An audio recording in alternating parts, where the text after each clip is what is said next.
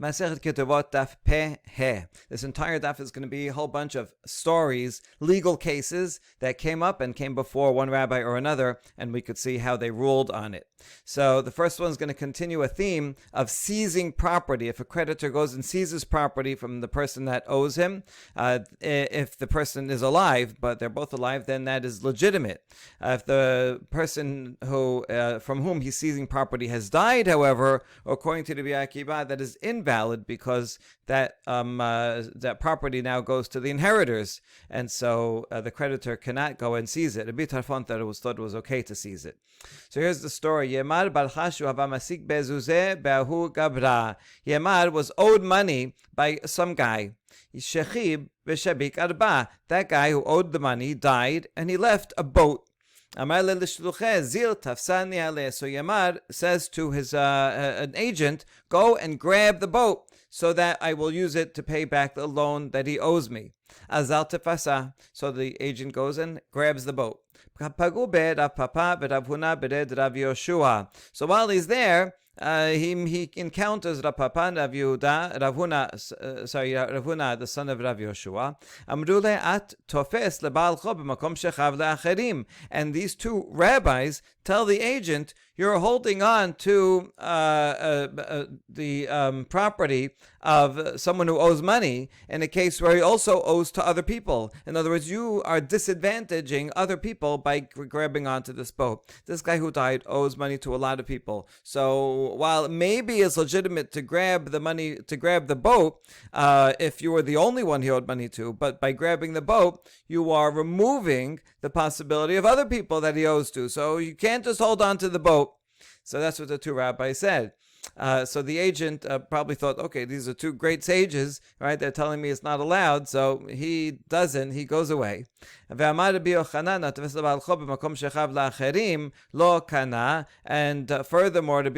the two rabbis are quoting Rabbi Yochanan from generations before, that says someone who grabs on to assets of a creditor who also owes others, and it will disadvantage those others, does not acquire it. Okay, so the agent says, okay, fine, all right, I will not grab onto it. But then, here's the funny part of the story. Tefasuha inhu mamtach. So those two rabbis grab onto the boat. It seems they didn't just happen to see him around there. They probably also heard that this guy died, and he also owed them, the two rabbis, money. So then, once they got rid of the agent, they went and grabbed onto the boat themselves. They did it in different ways. Rav Papa would steered the boat. He sat in the boat with an oar, and he's paddling one way. And Rav Huna, son of Rav Yoshua, he's holding on to the boat with a rope and pulling it the other way. And so they're, who's going to be stronger? Who's going to be able to pull it more? It's actual tug of war, rabbinic tug of war here to get the boat. Now, Mor amar ana kanena la lekula, Mor amar ana kanena lekula, and they weren't splitting it either. They each one said, I got the whole thing. Mine is a better way of acquiring it. And then that poor agent is probably watching this, and he wanted to get it too. Okay, so now we have a big mess, both physically tugging at it and also legally tugging at their claims.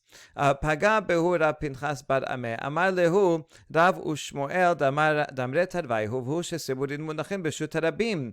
So Rav Pinchas bar Ameh also happened to be there. Doesn't say that he was owed money too. Maybe he really just happened to be there. And he told the rabbis, Rav and Shmuel agreed that you can only seize property if it's in the public square, so that it's basically hefker, and then someone can get it. So what you're doing is totally invalid. Not clear exactly where they were. Maybe they were already, in some side part of the stream. But the two rabbis said, when we seized it, it was in the middle of the current of the river, which was a public domain. And now, by this time, they both are pulling and paddling it. They went to the side. But since they did find it in the middle of the river, that is a public domain, and therefore they claim that they are permitted to seize it. Okay, so now they come to Rava. They come to Rava. This is Rav Papa's teacher, and for judgment, to see what to do. Amar lehu kakechi varem meshaleche gilimei de'enashe. Rava calls them white geese, maybe because they had white beards. So these are, elder, important gentlemen. And what are you doing? You remove people's cloaks, right? You're just grabbing at people's clothing, at people's property, and saying, no, it's mine, no, it's mine. This is not proper way to act. Hachi amar Rav Nachman vehu shetefasa me'achayim. After all, Rav Nachman explained that the whole law of seizing only works when a person is alive, and this person has died. In other words, halakha is like Rabbi Akiva. So none of you are right. None of you can go and seize the property. The property is going to go to the orphans. If you have a claim, then you're going to go to the orphans. You're going to have to swear. You bring it to court, and hopefully you'll be able to get repaid by the estate. Okay, next story. Avimi bered Rabbi Abahu. So Avimi owed money to people from a place called Bechozai. He owed them money. Shadrinu beyad Hama bered Rabba bar Abhu. So Avimi sends a messenger, the agent, Chama. He says, here, Chama, take this money and go and repay my loan. Azal parino. He goes and pays it back. And then Amadehu Habuli Shetara. Chama tells the creditors, okay, give me back the contract that says that Avimi owes you money. That's what he's supposed to do. He's supposed to trade the money for the contract, and then you take the contract, and that's a receipt, so that the people cannot collect again. Amrule sitraininu, but the people in Beit Lazai says, no, this money that you paid is for side debts. That Avimi had a main debt with the contract, and he had other debts. This money that you paid us, that will cover the side debts, but you still owe us the main debt, so we're not giving you back the contract. So now the case comes before the Abu to adjudicate, whereas Avimi says, I sent this messenger to pay my main debt, I want the contract back. I don't know about it, these other debts, that's a separate thing. And the other people are saying, okay, we got the money, we're applying it to the side debts, but we're not giving back the main debt, so he still has to pay us more. Okay, so Rabbi Abu asks, Amale, itlach sadeh de paratinhu. He asks Avimi, did you have witnesses that you in fact pay them? Amale la, there's no witnesses, right? I just sent it with this one Hama. I don't have two witnesses that I paid anything. Amale migu de cholin nomar lo hayu devarim me'olam. So therefore the people of Beit Hozai, judges Rabbi Abu, the people of Beit Hozai could claim a stronger claim and said, nothing happened. We never got paid anything, not $1. Therefore, they are also, since they could say that and they are believed, therefore, if they say, yes, you did pay money, but we applied to the side debts because you had these other debts, and therefore you did not repay your main debt with the loan document, therefore you still owe that money, and we're not giving you back the loan document. Okay. So now you could see that Avimi is going to be upset. He just paid. Now he's going to have to pay again. Now, what do we do with this agent, right? He paid the agent for his time and service? Can he get the money back from the agent? Well, let's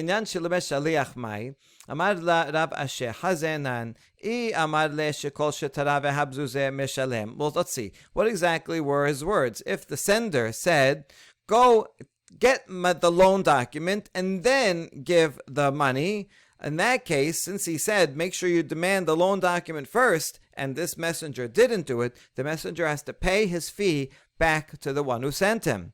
But if the sender said hav zuzeh ushkol shtaraf, he says give the money and then get the loan document, lo meshalem, then the messenger can say I did that, I gave the money, and after that I asked for the loan document back, so I did what I was supposed to. Therefore the messenger does not have to give his fee back to the sender.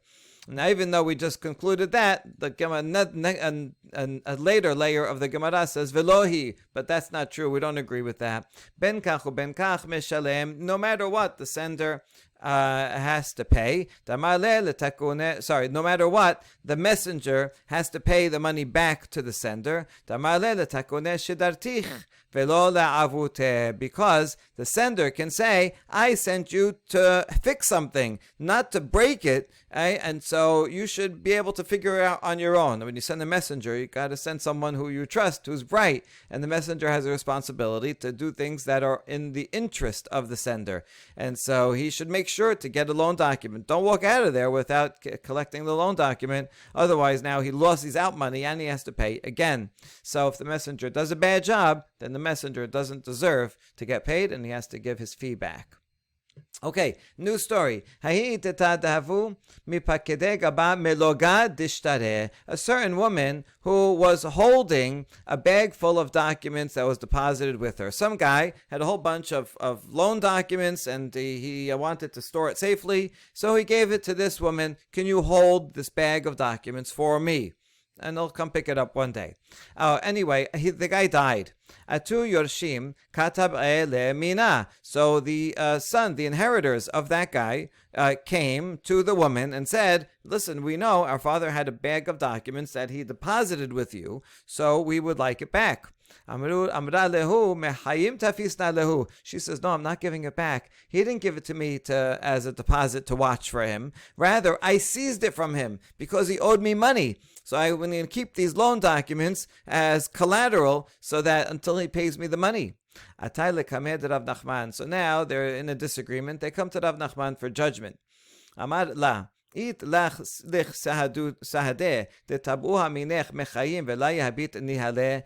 woman, do you have witnesses that the guy, when he was alive, he said, hey, he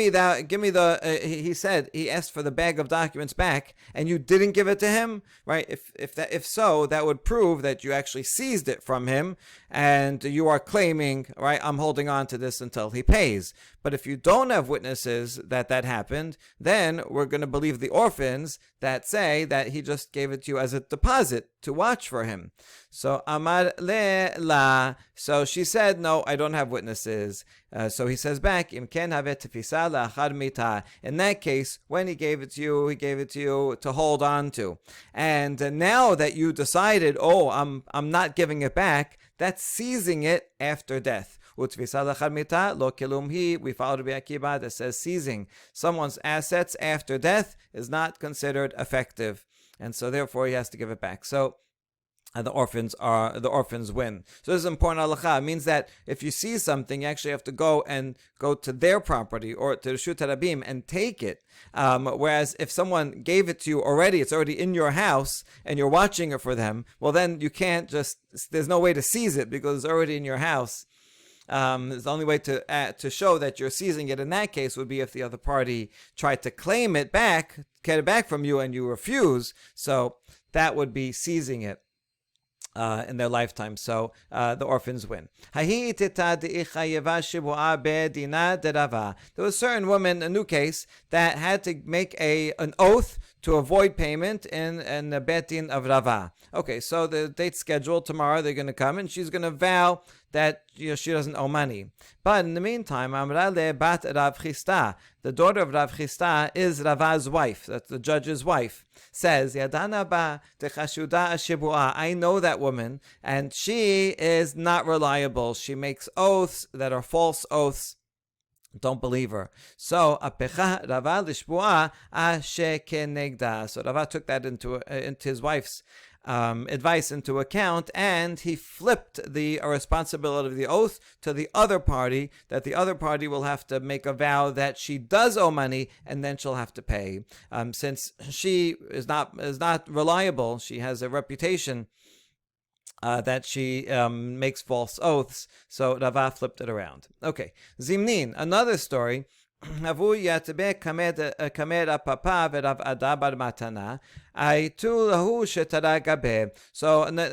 time, Rav Papa and Rav Ada bar Matana were sitting in front of Rava, the same judge, Rava, and a certain document came for them. They had to judge the validity of the document.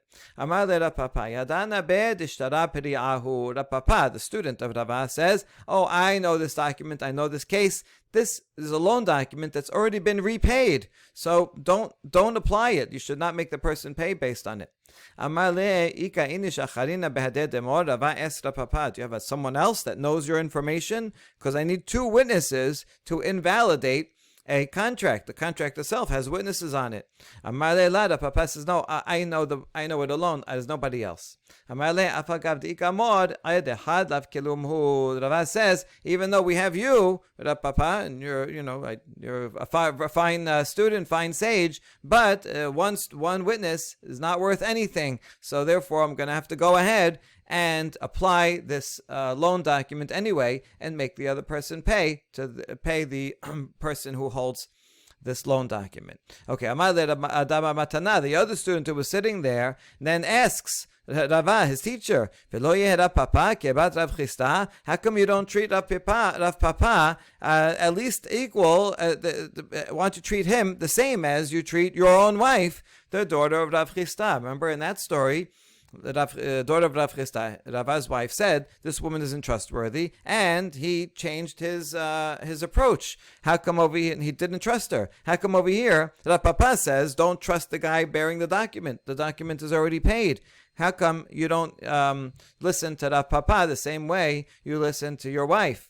And the answer is, Bat Rav Chisda kim li begava, Amor la kim li begava. Rava says, I know the daughter of Rav Chisda. She's my wife. I know her to be completely honest. So I trust her 100%. Whereas Rav Papa, I don't know him with the same degree of certainty, right? Not claiming that he's lying, but he doesn't take it as an absolute fact that he can rely on in a legal sense unless there are 2 witnesses. Okay. Amar Rav Papa, hashta de amar mor kim li begave. So now Rav Papa, I don't know if he was insulted or not, but anyway, he did learn something from this, and he says, now that the master Rava said this principle, that if you know something with certainty, miltehi, you can rely on that, right, even without 2 witnesses. If there's a basic fact that you know 100%, then that could change the way you adjudicate a case. Kegon abba mor beri de kim li begave karana shetare apume. If I have an example, for example, Abba Mor, my son, I know him, he is 100% truthful, totally honest guy. If he tells me that a certain document is a false document, I would tear up the document based on his one word, not even with 2 witnesses. So, if you know someone that well, yes, you can rely on them. So now the Gemara is going to clarify. Karana selka datech? Do you mean literally tear up the document? You can't tear up the document. Has 2 witnesses. You can't tear up a document just based on 1 witness, even if that witness is reliable. It's not. This doesn't legally. It doesn't work. Rather, what he must mean is that he'll weaken the strength of the document. So if he was a judge, he would say, listen, in addition to this document, you also need to bring some other proof. You have to also swear, do something else, because there's this document is under suspicion because of this reliable person. Okay, new story. A certain woman had to take an oath in Rabbevai's court. The other litigant against this woman says, I don't want her to take a vow here. I want her to come and make a vow in the town, the town where we come from. Because there, people know her, and there she'll be more ashamed to lie. So, if she makes a vow in the town where you are, then I will agree to pay her, or whatever the case was.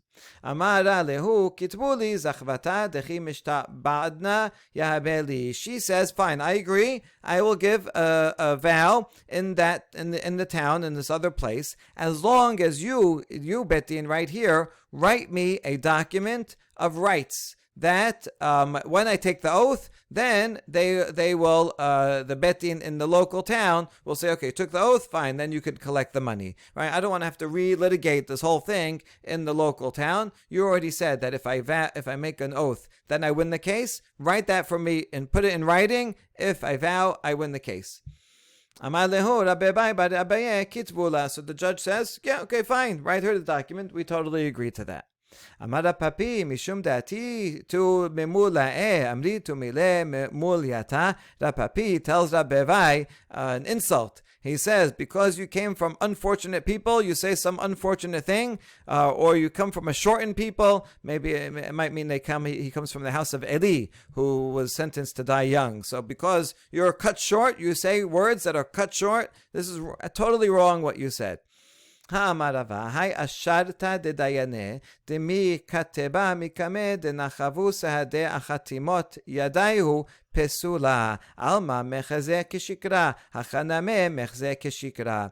Rava said that you should not write a document, even if it's technically true, you shouldn't write it even if it seems to be false. His example was, the ratification of judges. So the judges are trying to ratify, are these witnesses really true or not? So they write a document, a letter saying the witnesses on this document are ratified. We tested them out, we compared them, we asked people, and they are ratified. Now they write the document, but the judges don't sign it yet until after they actually ratify it. But they write the text before they go through the process of ratification. So this, Rava said, is no good because it seems like they're lying. They're writing something that's not yet true. And so you shouldn't write something that isn't true now, even though and maybe eventually it will be true, and only then they'll sign it. You shouldn't do that. First you ratify it, and then you write and sign the document. That's the proper way to do it. And here too is the same thing. These judges are saying,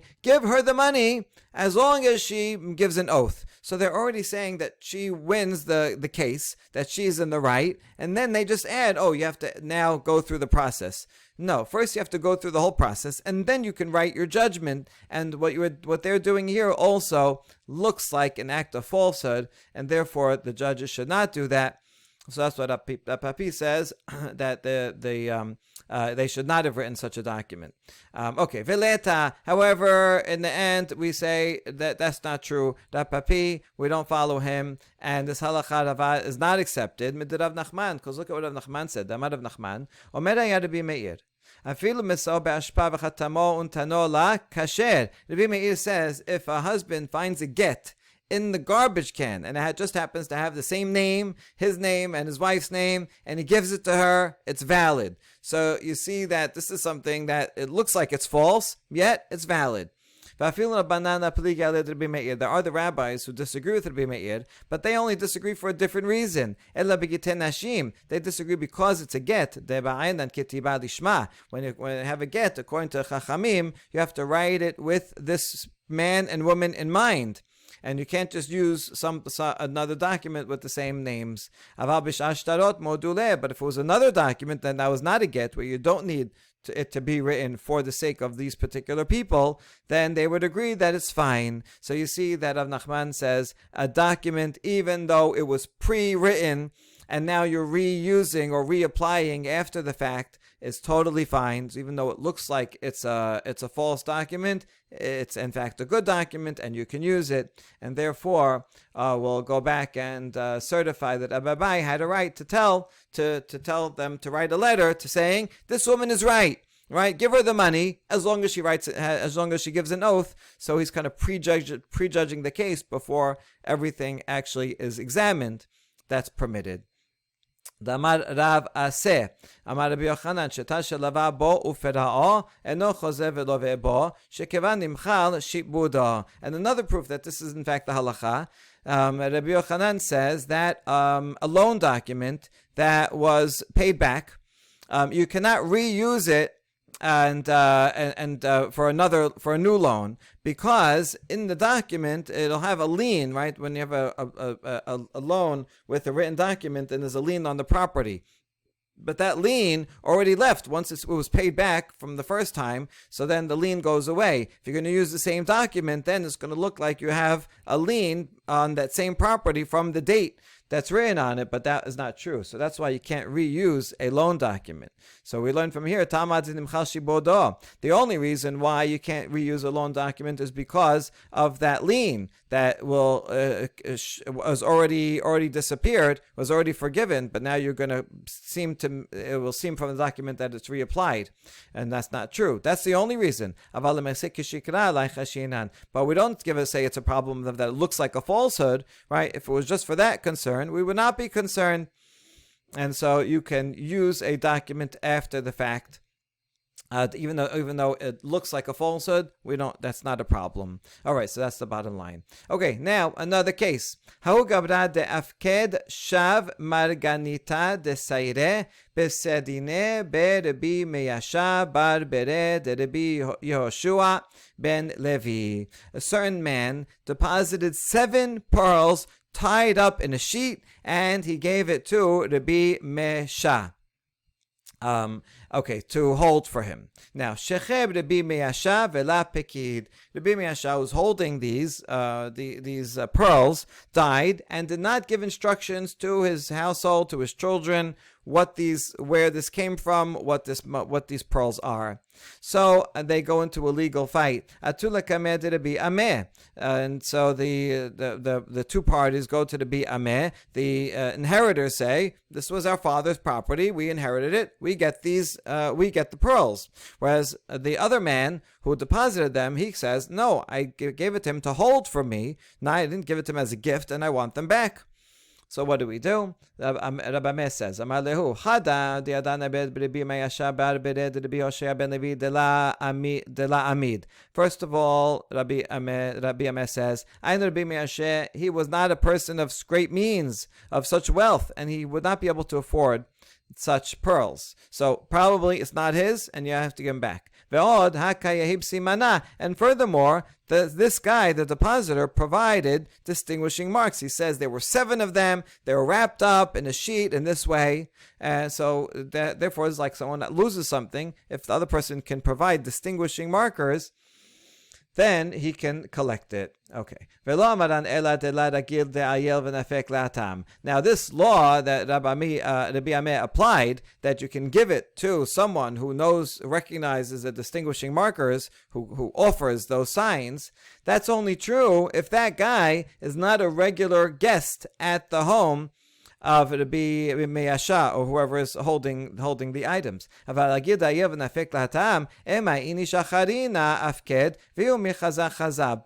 if this guy, the depositor, was a regular guest at Rabbi Meyasha's house, and he went in and out, and he might have seen it there on the table one day. Oh, look at that! Put some pearls, 7 pearls wrapped in a cloth, and then he would leave. And then after the guy died, he would come say, "Oh, I once deposited you 7 pearls in exactly that kind of sheet." Maybe he's able to give the signs because he saw it. So then we wouldn't believe him. But here, this is a case where he was not a guest, this guy, at Rabbi Meyasha's house, and therefore the fact that he gave those signs means that it really is his. Okay, we're going to have a couple more incidents that are almost the same as this first one. A certain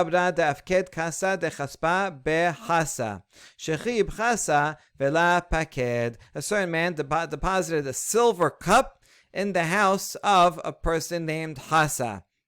And Hasa died, and he didn't tell his kids that this cup came from this guy. He didn't tell them it's a deposit.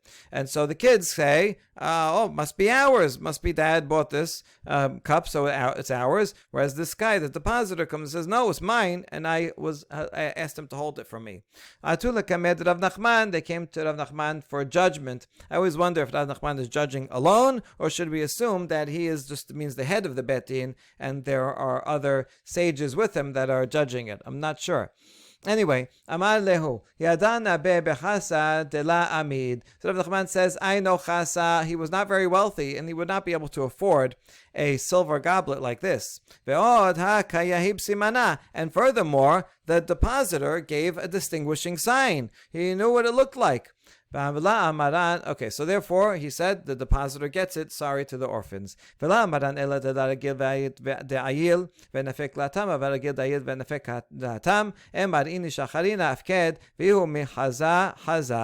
same caveat, we would only apply such a rule if the depositor did not regularly come in and come out of that home. But if he did often come in and out, and then maybe he actually saw it there, and maybe a different person is actually deposited there, and this guy happened to see it there, and that's why he was able to give the distinguishing signs. All right, another story that's the same. A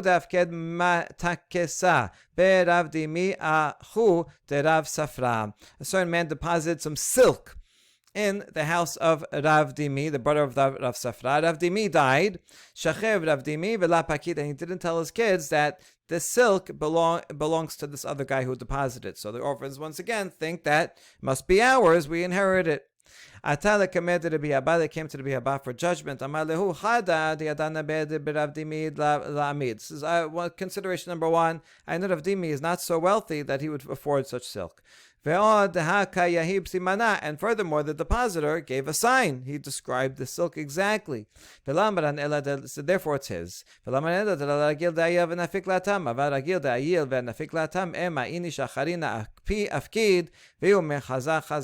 again, with the caveat that we would only apply this rule if the depositor is someone who didn't often come as a guest, but if he did often come as a guest, then could be someone else deposited there, and he just saw it. And that's why he gave the signs, and so then he cannot be believed.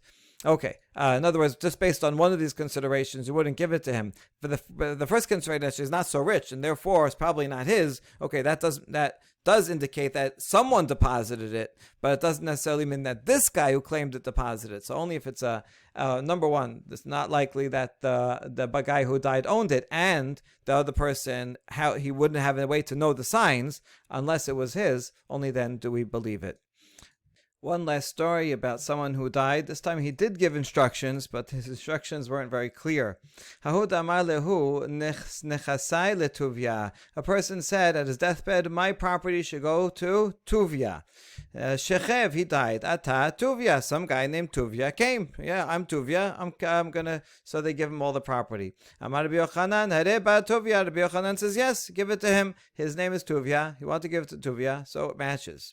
Okay, Amar Tuvia Bata Rav Tuvia. But what if the guy on his deathbed said, give it to Tuvia, but then someone who was Rav Tuvia came. He was a rabbi and also named Tuvia. So is that the same guy? The Tuvia Amar, the Rav Tuvia Lo Amar. So maybe we say he wanted to give it to Tuvia, but he didn't say Rav Tuvia. Okay. So we won't give it to him unless it's a person who he's familiar with. If they're good friends, then even if the guy is a rabbi and normally goes with the title Rav Tuvia, nevertheless, because they're so familiar with each other, it could be that the deceased called him by his first name. In that case, you would give it to him. Atu shene Tuvia, shachen v'tamid chacham. But let's say there's two people named Tuvia, and they both come forward. So now, which one is the real Tuvia? So if one is a neighbor and one is a learned scholar, Tamid Hacham Kodem, you give it to the learned scholar. We assume he probably wanted to give it to a learned scholar to support him in his continuing studies. Karov Tamid Hacham Kodem. Even if it's a relative and a Torah scholar, we assume, if he didn't identify, that he wanted to give it to the Torah scholar to support him. What if it's no Torah scholar, but rather just a neighbor and a relative? Which Tuvia do we assume he meant? Tashema Tov Shachen Karov Me'ach Rachok. Oh, we quote a pasuk in Mishlei that says a close neighbor is better than a distant brother. So therefore, give it to the neighbor, a neighbor you're close to, who you hang out with, and you will feel close to and want to give them their money better than even someone who's technically a relative, but he lives far away. So it goes to the neighbor. Shenehem kerubim, shenehem shechenim, shenehem chachamim, shudad dayane. If they're both equal relatives, they're both equally neighbors, or they're both Torah scholars, then it's left to the discretion of the judges. Judges will ask each one, interview, why do you think you're the right one? And they'll figure out what they think, what in their estimation is the tuvia that the deceased had in mind. Baruch Adonai leolam, amen v'amen.